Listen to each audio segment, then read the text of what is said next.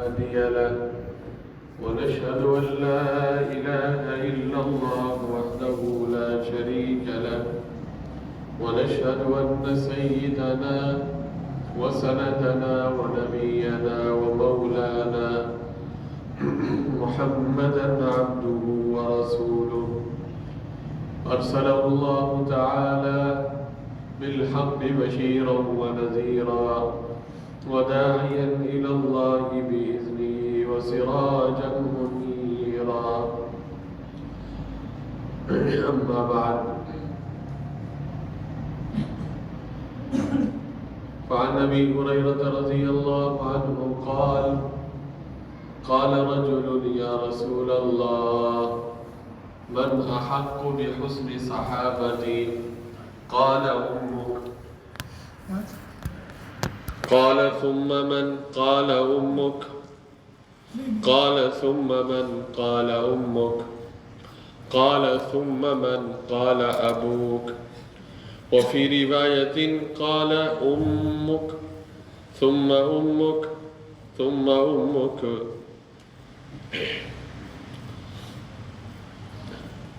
صدق الله العظيم وصدق رسوله النبی الکریم. بزرگان محترم، سامعین مکرم، آج کی نشست میں آپ حضرات کے سامنے صلہ رحمی کے متعلق کچھ باتیں ذکر کرنی ہے. صلہ رحمی یعنی انسان کے جو قریبی رشتے ہوتے ہیں ان رشتوں کو جوڑنا اور ان کے ساتھ بہتر سلوک کرنا، اعزاء اور اقارب کے ساتھ احسان کا معاملہ کرنا، اور اللہ نے وسعت دی ہے تو عطا و بخشش اور اپنی مالی اور اخلاقی مدد و اعانت کے ذریعے ان کو فائدہ اور راحت پہنچانا، یہ ہے صلہ رحمی.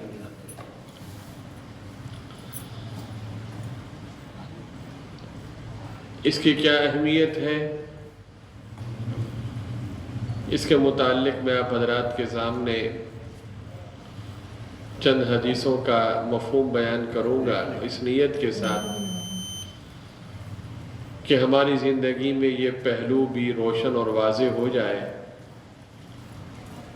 اور دھیرے دھیرے مادیت کے جس طوفان میں ہم بہتے جا رہے ہیں، جہاں شریعت کی اور بہت سی چیزوں کو ہم نے پس پش ڈال دیا، اسی طرح یہ صلہ رحمی کا معاملہ بھی ہم سے چھوٹتا جا رہا ہے. بہت کم لوگ آج معاشرے میں موجود ہوں گے جو صلہ رحمی کرتے ہوں گے اور ان کے ہاں صلہ رحمی کی اہمیت ہوگی. بخاری شریف کی روایت ہے، امام مسلم رحمہ اللہ نے بھی اسے روایت کیا ہے، اور یہ سیدنا ابو ہریرہ رضی اللہ عنہ سے روایت ہے.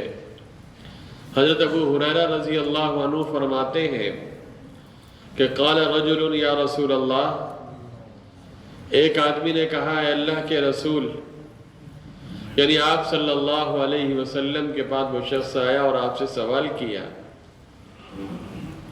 اور کہنے لگا من احق بحسن صحابتی،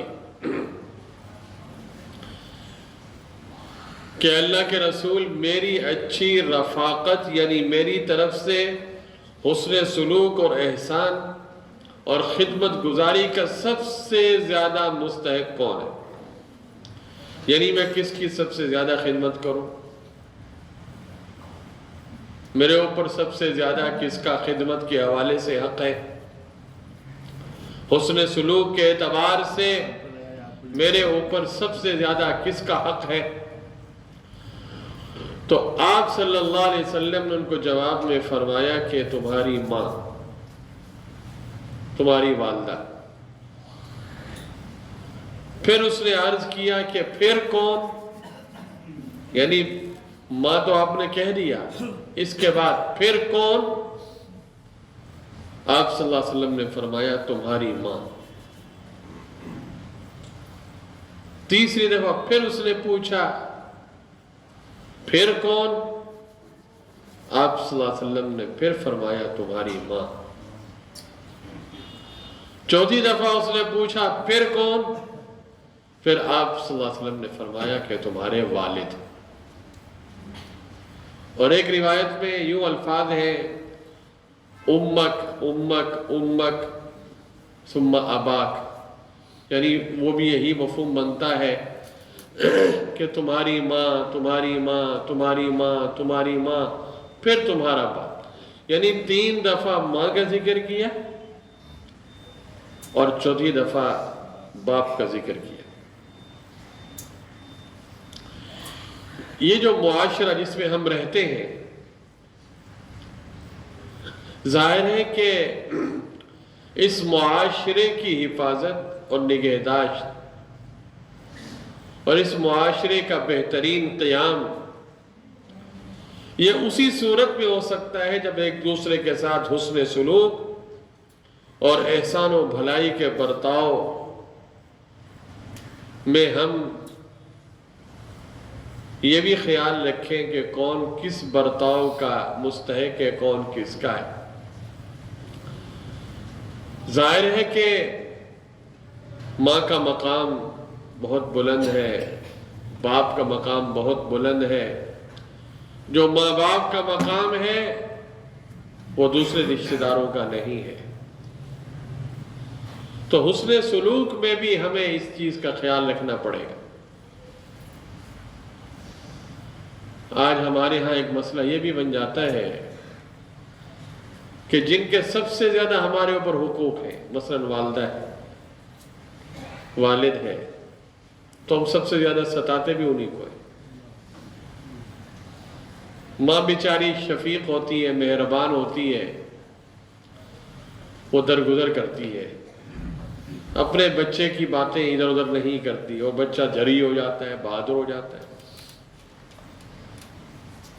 آج ذرا نوجوان اپنے آپ کو ٹٹولیں تو زیادہ تر نوجوان وہ ملیں گے کہ جو نوجوان اپنے ماں باپ کو ستانے والے ہیں، بلیک میل کرنے والے۔ نوجوانوں کے ذہن میں یہ تاثر ہوتا ہے کہ یہ ماں باپ گویا کہ ATM مشین ہے، جتنا ہو سکتا ہے ان سے نکلواؤ،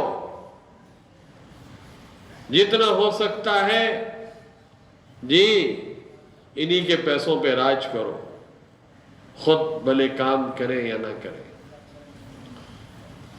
بہت کم سعادت مند اولاد ایسی ہوتی ہے، بہت کم،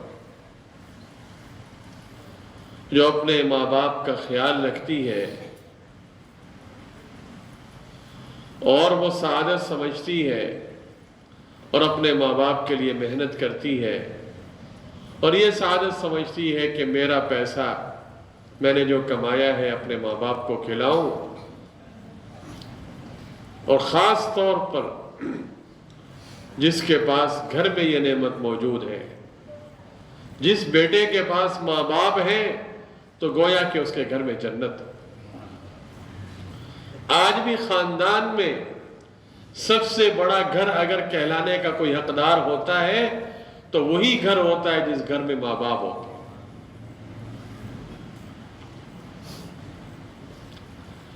پتہ نہیں ہمیں یہ کس نے پٹی پڑھائی، ہماری اپنی پرائیویسی، اپنی الگ لائف، ہم انفرادی زندگی گزارنا چاہتے ہیں، ہم زندگی کو انجوائے کرنا چاہتے ہیں۔ اور پھر یہ جو زندگی کو انجوائے کرنا ہے، اس زندگی کے انجوائے کا مقصد ہمارے نزدیک کیا ہے؟ بس مجھے کوئی نہ چھیڑے، میری زندگی میں کوئی دخل اندازی نہ دے، اللہ معاف فرما۔ یہ دنیا کی زندگی کتنے دنوں کی زندگی ہے، اس میں اگر انسان کا کوئی لمحہ کسی دوسرے انسان کے لیے استعمال ہو جائے اور یہ کسی اللہ کے بندے کی خدمت میں اپنا وقت صرف کر دے تو یہ کتنی بڑی عبادت ہے۔ آپ نے وہ روایت تو سنی ہوگی نا، حضرت عبداللہ ابن عباس رضی اللہ عنہما والی، اعتکاف میں بیٹھے ہوئے تھے، دوران اعتکاف ایک شخص آتا ہے اور حضرت اس کے کام کے لیے مسجد سے باہر نکل جاتے ہیں۔ لوگوں نے کہا حضرت یہ آپ اعتکاف میں ہیں، فرمایا کہ اس بندے کی خدمت کو پورا کرنا، جس کا مفہوم بیان کر رہا ہوں، کمی بیشی ہو سکتی ہے، اللہ معاف فرمائے۔ فرمایا کہ اس بندے کی خدمت کے لیے میرا نکلنا یہ اس مسجد میں 10 سال اعتکاف سے زیادہ بہتر ہے۔ اور مسجد بھی کون سی تھی؟ مسجد نبوی۔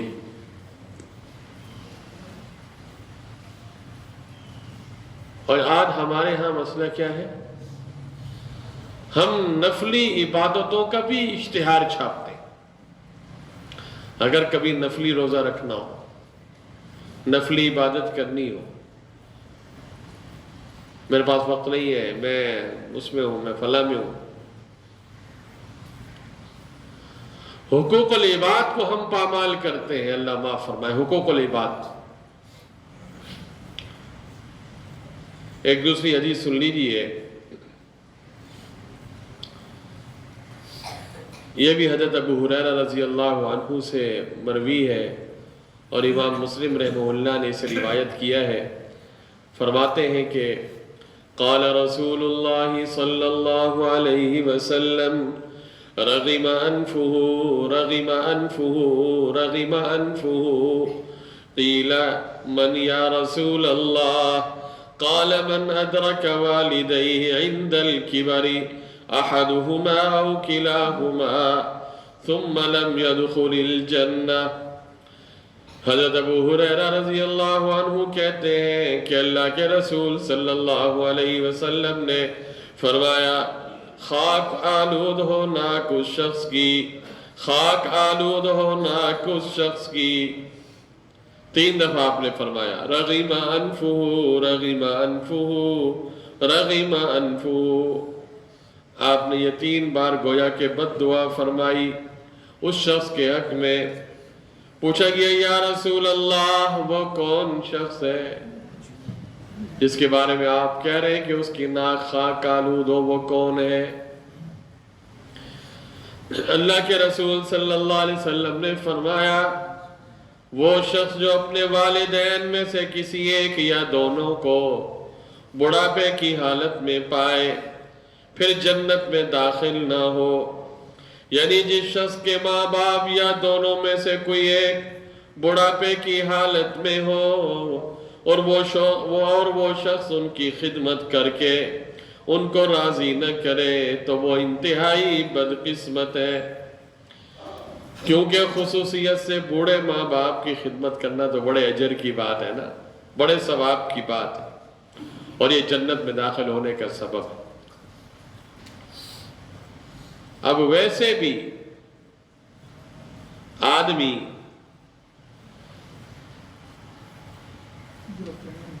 اپنے ماں باپ کی جس عمر میں بھی خدمت کرے اس کو ثواب ملتا ہے، لیکن بڑھاپے میں وہ محتاج ہو جاتے ہیں۔ بڑھاپے کے عالم میں انہیں اور زیادہ خدمت کی ضرورت ہوتی ہے، اور بڑھاپے کی حالت میں اگر کوئی اولاد ان کی خدمت کرے تو وہ تھوڑے تھوڑے بہانے سے بڑی بڑی دعائیں دینے لگ جاتے ہیں، اللہ میرے بیٹے کا یہ کرے، اللہ میرے بیٹے کا یہ کرے، اللہ میرے بیٹے کا یہ کرے۔ تو گویا کہ بوڑھے ماں باپ کی خدمت یہ جنت میں جانے کا شارٹ کٹ راستہ ہے، بہت قریب ترین راستہ ہے، اور اس کو یہ سہولت میسر تھی، اس کے بوڑھے ماں باپ موجود تھے، اس کے گھر میں جنت کی ٹکٹ موجود تھی، لیکن اس نے اپنے ماں باپ کی خدمت نہیں کی اور اپنے آپ کو جنت میں داخل نہیں کرا سکا، تو بتائیے اس سے بڑھ کر بھی محروم القسمت اور بدبخت کوئی ہوگا؟ اور یہ صحیح روایت ہے، صحیح سند۔ آقا نامدار شافع معاشر ساقی کوثر حضرت محمد عربی صلی اللہ علیہ وسلم کا یہ فرمان۔ ہمارے اس مجمع میں اگر کوئی ایسا بندہ بیٹھا ہوا ہے جس نے اپنے ماں باپ کو ستایا ہے، دکھ پہنچایا ہے، تکلیف پہنچائی ہے، اور اس کے ماں باپ زندہ ہیں، تو فوراً ان سے معافی مانگے، فوراً ان سے معافی مانگے۔ کچھ پتہ نہیں کہ یہ جو چراغ گھر میں روشن ہے کس وقت گل ہو جائے اور ان کی شام اور رات ہو جائے، پھر بعد میں یہ پچھتاتا رہے گا، افسوس کرتا رہے گا۔ اور جن کے ماں باپ دنیا سے چلے گئے یا کوئی ایک چلا گیا، ان کے حق میں خوب دعائیں کرے، استغفار کرے، صدقہ و خیرات کرے، تاکہ اس کے کچھ نہ کچھ تلافی ہو جائے۔ حضرت اسماء بنت ابی بکر جو سیدنا ابو بکر صدیق رضی اللہ عنہ کی بیٹی ہیں، ان سے ایک روایت ہے جسے امام بخاری امام مسلم رحمہ اللہ دونوں نے نقل فرمایا۔ وہ فرماتی ہیں، قدمت علی امی وہی مشرکہ فی عہد قریش فقلت یا رسول اللہ ان امی قدمت علی وہی راغبہ افاصلها قال نعم صلها۔ حضرت اسماء بنت ابی بکر رضی اللہ عنہ فرماتی ہیں کہ میری والدہ شرک کی حالت میں، یعنی اس وقت وہ مشرک تھی، شرک کی حالت میں مکہ سے مدینہ آئی، اور یہ اس وقت کی بات ہے جب قریش کے ساتھ صلح کا زمانہ تھا۔ وہ جو مشہور صلح حدیبیہ ہوئی تھی، جنگ بندی کا معاہدہ ہوا تھا، اس زمانے میں میری والدہ مکہ سے مدینہ آئی۔ جب ملنے آئی تو حضرت اسماء نے نبی کریم صلی اللہ علیہ وسلم سے پوچھا، فقلت یا رسول اللہ، تو فرماتی ہیں کہ میں نے اللہ کے رسول سے کہا کہ ان امی قدمت علیہ، کہ میری والدہ وہ آئی ہیں، وہی راغبۃ، وہ اسلام سے یعنی کیا کہتے ہیں دور ہیں، ابھی تک مسلمان نہیں ہوئی، کیا میں ان کے ساتھ اچھا سلوک کروں؟ آپ صلی اللہ علیہ وسلم نے فرمایا کہ جی ہاں، اس کے ساتھ اچھا سلوک کرو۔ اب یہ واقعہ ہمیں کیا سبق دیتا ہے کہ ماں باپ مسلمان نہ بھی ہوں، غیر مسلم ہوں، تب بھی ان کے ساتھ اولاد کا رویہ حسن سلوک والا ہونا چاہیے۔ اور ہمیں تو فخر ہونا چاہیے، ہم میں سے کوئی ایسا نہیں کہ جس کے ماں باپ مسلمان نہیں۔ اللہ نے کیا نعمتیں اور سعادتیں ہمیں عطا فرمائیں۔ مسلمان گھرانے میں اللہ نے ہمیں آنکھ کھولنے کی توفیق عطا فرمائی۔ حضرت مغیرہ ابن شعبہ رضی اللہ عنہ سے روایت ہے، فرماتے ہیں کہ اللہ کے رسول صلی اللہ علیہ وسلم نے ارشاد فرمایا، ان اللہ حرم علیکم عقوق الامہات ووعد البنات ومنع وہات وکری لکم قیل وقال وکثرت السؤال واضاعت المال۔ اس روایت کو بھی امام بخاری اور امام مسلم دونوں نے روایت کیا۔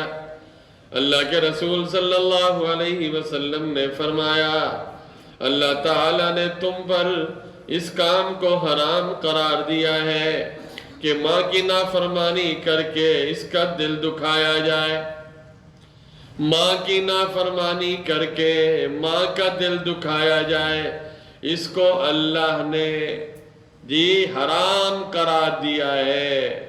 ان اللہ حرم علیکم عقوق الامہات ووعد البنات اور لڑکیوں کو زندہ درگور کر دیا جائے، اس کو بھی حرام قرار دیا ہے۔ ومناوہات، اور حق تعالی شانہ نے بخیلی کو، کنجوسی کو اور بھکاری پن کو بھی حرام قرار دیا ہے۔ آدمی کنجوس و خرچ نہ کرے اور لیکن دوسری طرف سے بھکاری بھی بنے، مانگتا پھرے، لوگوں سے مانگتا ہے، خود کچھ بھی نہیں نکالتا۔ اس سے حق تعالی شانہ نے روکا ہے اور اس کو حرام قرار دیا ہے۔ اور اسی طرح وَكَرِهَ لَكُمْ، اور حق تعالی شانہ نے تمہارے لیے قیل و قال، وَكَرِهَ لَكُمْ قیل وقال وَكَثْرَةَ السُّؤَالِ وَإِضَاعَةَ الْمَالِ، ان چیزوں کو مکروہ قرار دیا، ناپسند۔ کیا؟ قیل و قال، اور بہت زیادہ سوال، وَإِضَاعَةُ الْمَالِ، اور مال کو ضائع کرنا۔ یہ قیل و قال کیا ہے؟ خام خواہ کا بحث مباحثہ اور گپ شپ، فضول قسم کی گپ شپ۔ اور یہ فضول قسم کی جو محفل آرائی اور مجلس آرائی ہوتی ہے، اس میں انسان کی انتہائی قیمتی پونجی اور انتہائی قیمتی سرمایہ وقت وہ بے دردی کے ساتھ اس میں ضائع کیا جاتا ہے۔ اس لیے انسان کو چاہیے کہ فضول قسم کی گپ شپ سے، فضول قسم کی محفل سے اپنے آپ کو بچائے۔ جی، وَكَثْرَةِ السُّؤَالِ، اور زیادہ سوال وغیرہ ان چیزوں سے اور مال کے ضائع کرنے سے بھی منع کیا گیا۔ اللہ تعالیٰ کی بڑی نعمت ہے مال۔ اگر کسی کو رزق حلال نصیب ہو، رزق حلال نصیب ہو تو اس مال کا حق ادا کرے۔ اگر وہ حق ادا نہیں کرے گا، مال کو ضائع کرے گا، تو یہ اللہ کی جو نعمت ہے یہ پھر چلی جائے گی، پھر واپس نہیں آئے گی۔ آپ نے اپنی زندگی میں ایسے لوگوں کو دیکھا ہوگا کہ ایک دور میں اللہ تعالیٰ کی طرف سے ان پہ بڑی فراوانی تھی، دولت کے حوالے سے، مال کے حوالے سے، لیکن انہوں نے مال کو ضائع کیا، فضول خرچی کی۔ اس کا نتیجہ کیا نکلا کہ آج ان کے پاس کچھ نہیں ہے۔ لیکن چونکہ وہ وقت اچھا گزار چکے تھے، اب لوگوں کے سامنے اور لوگوں کی محفلوں میں آنے سے بھی کتراتے ہیں، ملنے سے بھی کتراتے ہیں، کیونکہ ان کی سفید پوشی کا بھرم سارا واضح ہو جائے گا کہ اب اس کے پلے کچھ نہیں، اس کے ہاتھ میں کچھ نہیں۔ آخر ایک دور میں اس کے پاس بہت کچھ تھا، اللہ کی نعمت اس کے پاس موجود تھی، تو اس کو ایک تو اللہ کا شکر ادا کرنا چاہیے تھا، مال کے جو حقوق ہیں وہ ادا کرنے چاہیے تھے۔ اگر وہ ادا کرتا، جی، مال کو ضائع نہ کرتا، آج یہ نوبت اس تک نہ پہنچتی۔ وعن ابن عمر رضی اللہ عنہما قال قال رسول اللہ صلی اللہ علیہ وسلم ان من ابر البر صلة الرجل اہل ود ابیہ بعد ان یولی۔ امام مسلم نے اس روایت کو نقل کیا۔ حضرت عبداللہ ابن عمر رضی اللہ عنہما فرماتے ہیں کہ اللہ کے رسول صلی اللہ علیہ وسلم نے فرمایا، سب سے اعلیٰ نیکیوں میں سے ایک اعلیٰ نیکی یہ ہے کہ کوئی شخص اپنے باپ کے مرنے کے بعد، والد صاحب کا انتقال ہو گیا، انتقال کے بعد یا والد کی غیر موجودگی میں، والد یہاں نہیں، کہیں سفر پہ ہیں، گھر پہ نہیں ہے، اور اتنے میں والد صاحب کا کوئی دوست آ جاتا ہے۔ اب والد تو ہے نہیں، یا والد کا انتقال ہو گیا، والد نہیں ہے، تو اب اس بیٹے نے کیا کرنا ہے اپنے باپ کے دوست کے ساتھ؟ تو حدیث میں کیا فرمایا گیا؟ حدیث میں یہ فرمایا گیا کہ سب سے اعلیٰ نیکیوں میں سے ایک اعلیٰ نیکی یہ ہے کہ کوئی شخص اپنے باپ کے مرنے کے بعد یا اس کی غیر موجودگی میں اس کے دوستوں کے ساتھ احسان و سلوک کرے۔ والد صاحب کی غیر موجودگی میں والد صاحب کا دوست آیا، جی، اس کو بیٹھک میں بٹھایا، حال حوال پوچھا، خیر خیریت معلوم کی، اس سے جتنا ہو سکا اس کا اکرام کیا، یہ بہت بڑی نیکی۔ والد صاحب کا انتقال ہو گیا، انتقال کے بعد وہ تو اسی وجہ سے آتا ہے نا کہ میرے دوست کی نشانی ہے، یہ بچے میرے دوست کی نشانی ہے، جی جو میرا دوست دنیا سے چلا گیا اس کے بیٹے ہیں، اور ایک محبت ہوتی ہے عام طور پہ، جس کو کسی سے محبت ہو نا بہت زیادہ، اس کا انتقال ہو جائے تو اس کی اولاد سے بھی پھر محبت ہو جاتی، تو وہ اولاد کو بھی چاہیے کہ وہ حق ادا کرے۔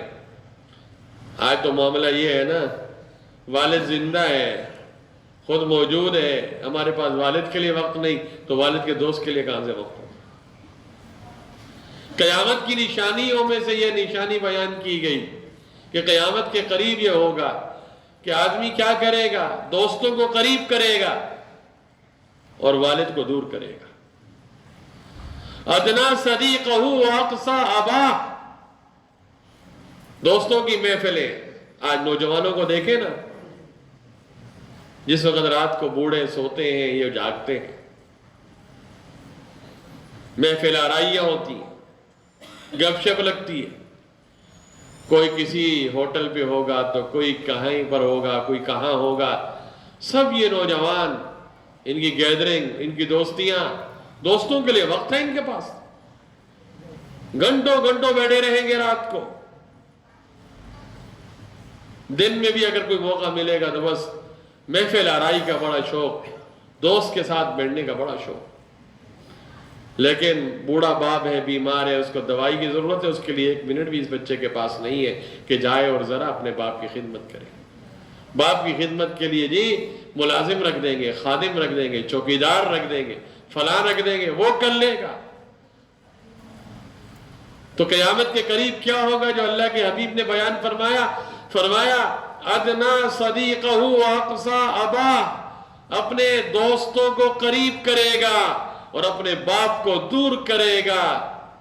اطاع امراتہ وحق امہ، اپنی بیوی کی اطاعت اور فرما برداری کرے گا اور اپنی والدہ کی نافرمانی کرے گا۔ ماں کی نافرمانی اور بیوی کی غلامی قیامت کے قریب۔ بھائی بیوی کو بیوی رہنے دو، ماں کا جو مقام ہے، جو عظمتیں سعادتیں اللہ نے ماں کو عطا فرمائی ہے، اس کا خیال رکھو، لحاظ رکھو۔ آج ہمارے معاشرے میں عجیب افراتفری ہے، شادی ہوتے ہی جی جیسے لڑکے کی شادی ہوئی تو لڑکے کے جو سسرال والے ہیں ان کی ساری محنت یہ ہوتی ہے کہ کسی طریقے سے اس کو بس اپنے شیشے میں اتار دیا جائے، یہ ہمارا ہو کے رہ جائے، یا اپنے ماں باپ کی، اپنے بہن بھائیوں کی زیادہ تعریفیں نہ کرے اور وہاں زیادہ ان سے ربط نہ رکھے، تعلق نہ رکھے۔ اس سے کیا ہوگا؟ بگاڑ پیدا ہوگا معاشرے میں، اور کیا ہوگا؟ ہمارے سامنے شریعت کی تعلیمات ہونی چاہیے، اللہ کے پیارے حبیب صلی اللہ علیہ وسلم کی تعلیمات ہونی چاہیے۔ آج اگر ہم حقوق کے حوالے سے، حقوق تو ایک بہت بڑا دائرہ ہے نا، والد کے حقوق، جی والدہ کے حقوق، شوہر کے حقوق، بیوی کے حقوق، استاذ کے حقوق، جی خادم کے حقوق، ملازم کے حقوق۔ تو دنیا میں ہم آئے کس لیے؟ کہ ہم نے اللہ کا حق بھی ادا کرنا ہے، مخلوق کا حق بھی ادا کرنا ہے۔ اور ایک بات ہمیشہ یاد رکھیے کہ مخلوق کا جو حق ہے، حقوق العباد جو ہے، حقوق العباد، اس کا معاملہ بڑا سنگین ہے، بہت سنگین معاملہ ہے۔ آج ہمیں اپنی تسبیح کی تو فکر ہے، اپنے وظیفے کی فکر ہے، اپنے معمولات، اوراد اور اذکار کی فکر ہے، لیکن ہمیں حقوق العباد کی فکر نہیں۔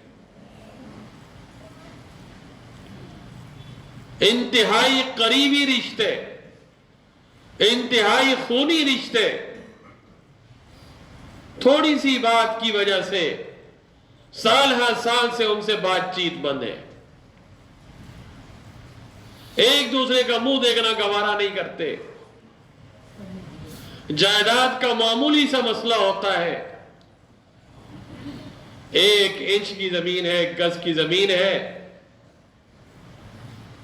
لیکن اس کے لیے سال ہر سال سے آپس میں بات چیت پر، ایک دوسرے کے حقوق کا ستیہ ناش۔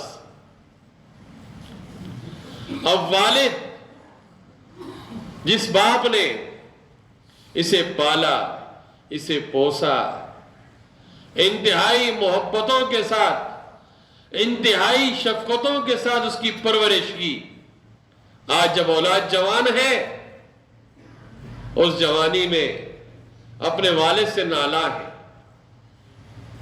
تھوڑے سے مسئلے میں، حالانکہ اس کی حقیقت کا شاید اس کو پتہ ہی نہ ہو۔ کسی کی اپنی والدہ سے لڑائی ہے، اور کسی کی بہن اور بھائیوں سے سال ہر سال سے بات چیت بند ہے۔ تو جب اتنے قریبی رشتے، اتنے پاکیزہ رشتے، اتنے معزز رشتے جو شریعت نے بنائے ہیں، وہ رشتے پامال ہو رہے ہیں، تو دوسرے رشتہ داروں کا کیا حال ہو۔ اور ابھی آپ نے حدیث سنی کہ والد کا انتقال بھی ہو جائے یا والد موجود نہ ہو تو والد کے تعلق والوں سے اچھا حسن سلوک اختیار کرنا، یہ بھی بہت بڑی نیکی ہے۔ تو اس لیے اس پہلو کو ہمیں دیکھنا چاہیے، صلہ رحمی والے کو۔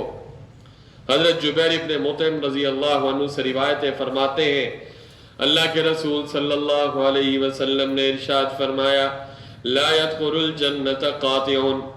اس روایت کو امام بخاری امام مسلم دونوں نے نقل کیا، فرمایا کہ جنت میں قطع رحمی کرنے والا داخل نہیں ہوگا۔ قطع رحمی کرنے والا، جس کو یہ پتہ ہے، بعض علماء نے اس کا معنی یہ لکھا جن کو یہ پتہ ہے کہ قطع رحمی یعنی ناتا، رشتے ناتے کا جو رشتہ داری ہے، اس کے حقوق ادا نہ کرنا یہ حرام ہے، پھر بھی بغیر کسی عذر کے، بغیر کسی سبب کے وہ قطع رحمی کرتا ہے، یا اگر وہ قطع رحمی کو حلال سمجھتا ہے تو وہ جہنم میں جائے گا، جنت میں داخل نہیں ہوگا۔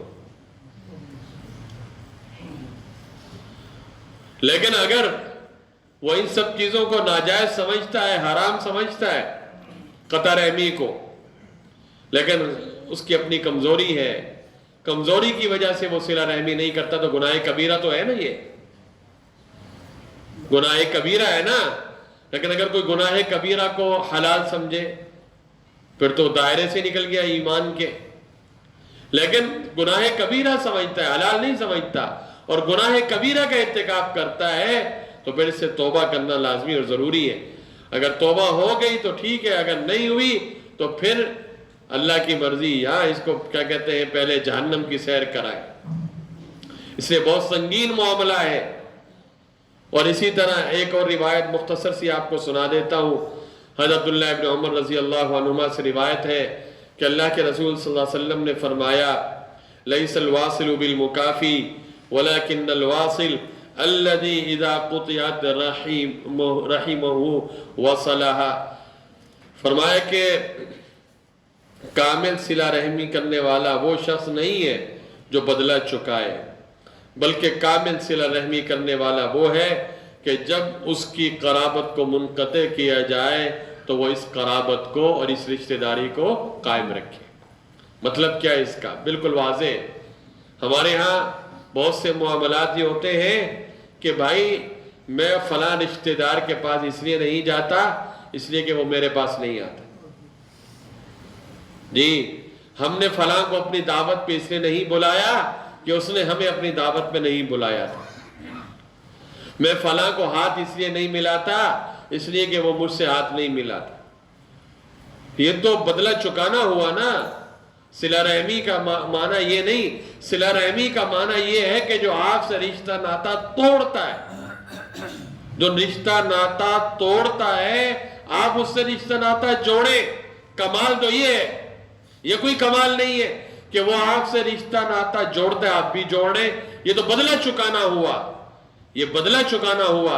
یہ آپ اس کا بدلہ دے رہے ہیں، لیکن اصل جو ہے وہ صلہ رحمی یہ ہے کہ رشتہ دار آپ سے رشتہ توڑ جاتے ہیں، لیکن آپ اس کے باوجود جی کہ وہ آپ کے ساتھ زیادتی کرتے ہیں، ظلم کرتے ہیں، سب کچھ کرتے ہیں، اور آپ حق پر بھی ہیں، لیکن اس کے باوجود آپ صبر کرتے ہوئے یہ سب چیزیں آپ پی جاتے ہیں، اور پھر بھی جی رشتہ داری کو نبھاتے ہیں اور ان سے میل جول اختیار کرتے ہیں اور ان کے پاس جاتے ہیں، ان کے حقوق ادا کرتے ہیں، تو یہ بڑے کمال کی بات ہے۔ یہ ہے صلہ رحمی، اور اس پر بڑا اجر و ثواب ملے گا۔ دعا فرمائے اللہ رب العالمین جو حدیثیں پیارے آقا حضرت محمد عربی صلی اللہ علیہ وسلم کی ہم نے یہاں پڑھی ہیں، سنی ہیں، ان پر عمل کرنے کی توفیق نصیب فرمائے۔ وما علینا الا البلاغ المبین۔